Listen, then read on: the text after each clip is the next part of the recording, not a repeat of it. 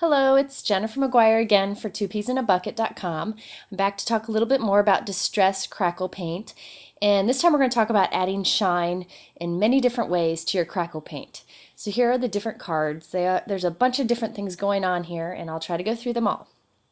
First of all, I can talk a little bit about the metallic crackle paint. There is a metallic crackle paint, and you can see here it just is really cool. It's a very impressive metallic, a very unique look. And I did it on this title here. Now I didn't use these on any projects.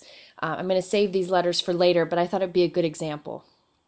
Now I've got these chipboard letters from Basic Gray, and I love them, but they've got a smooth, kind of glossy finish on the top. So I'm just peeling off the top layer of the chipboard so that it shows the raw chipboard underneath. And the metallic crackle paint will hold better onto that raw chipboard. So I've got them all glued onto this little strip. This is the metallic crackle paint. You want to mix it, shake it really, really good, and you can see how beautiful the color is. This is the pewter color. And you're just going to put it onto the chipboard. Now this paint is thinner than the others, so I put it on thicker, and you'll see I'll start to kind of glob it on. It'll level out on its own. It's no big deal. And this crackle paint is unique in that it takes 2 to 3 times longer to dry than the other crackle paint. So you got to really leave time, and you really don't want to use a heat gun on it at all. So just do it the night before and you'll be set for the next day. So here's a close-up look again at the metallic crackle paint. There's a few different colors.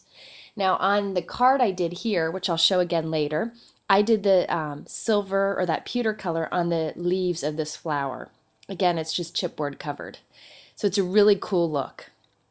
Now I'm going to do some more with that metallic crackle paint, and here I'm going to show you how you can punch through it. So these butterflies, I used the metallic crackle paint, and then I just punched shapes from it. So here you can see just these puddles that I created on the paper here, on cardstock, with the metallic crackle paint. You can see how beautiful the cracking is on this. And I'm just going to take this awesome butterfly punch and punch right through it. You can die cut through it too, and it works just fine. And this is easier than trying to cover those little shapes with a layer of crackle paint. So here you can see close up what they look like. It's really quite unique looking. I don't know any other product that gives you such a cool look. So now I wanted to use this Basic Gray paper, which is awesome, but it seemed a little bit loud for all that I had going on there. So I decided to rub a broken china ink over it so that I could kind of change it and make it match my project better. So this is something fun you can do with the distress inks. So you can see how it matches up there. Much better. Okay, and here's the card.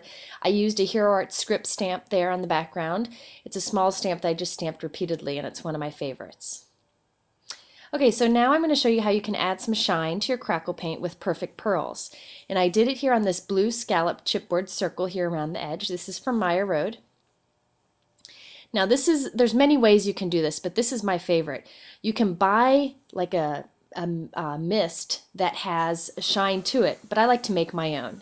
So I take my mini mister from Ranger, which is the best mister there is, and I'm going to, it's filled with water. I'm going to add a few scoops of a perfect pearl. Just scoop it in there, and I'm going to shake it again. It's got water in it already. You can play with the mixture. You can actually also drop in a little drop of re-inker into it, of distress re-inker into it, and add a color to it. But I like to have the pearl, so it's just no color. It just gives you the pearl look. So there you can see it's starting to come out, and I'm going to spritz it all over this area that I have crackled already. And I just use regular distress crackle paint on that chipboard. Now you can see the shine there, and I'm zapping it with a heat gun so it kind of dries in a little bit. This step's optional. I wanted to keep some of that shine, the extra shine there. Or you can wipe some of it away with a baby wipe and it just stays in the cracks. And here's the final result here. You can see the shine. It's really pretty in real life. You can't really capture it on video or film. So you can see the little bit of shine there on the scallop. It's just another way to give your crackle paint a different look. Now you can also mix crackle paints. If you look at this leaf piece here, the green, I couldn't find a green color that worked for what I wanted to do, so I mixed my own.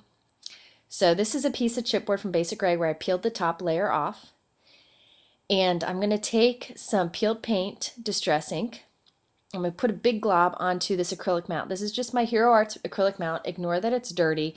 I use this one to mix paints on. It's no big deal. Their mounts are great because they're nice quality. Now I'm putting some dabs of some different colors of Crackle paint onto here. I didn't really need this much Crackle paint. I kind of got carried away, but I could do it in a little jar that seals tight and keep it for later, but that seemed like a lot of extra work. So I just like to mix my paint here on this mount. It'll clean up great. Now I'm putting in a little bit of the bronze Crackle paint too, just so it has some shine. But really I'm just creating a new color. You can mix any of the Crackle paints together and get a brand new look.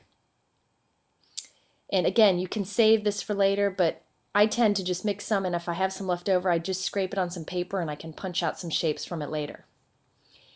And now I'm just going to paint this onto my chipboard as I would any other paints. I like to put my Crackle paint onto surfaces that kind of have a tooth to it, like raw chipboard does.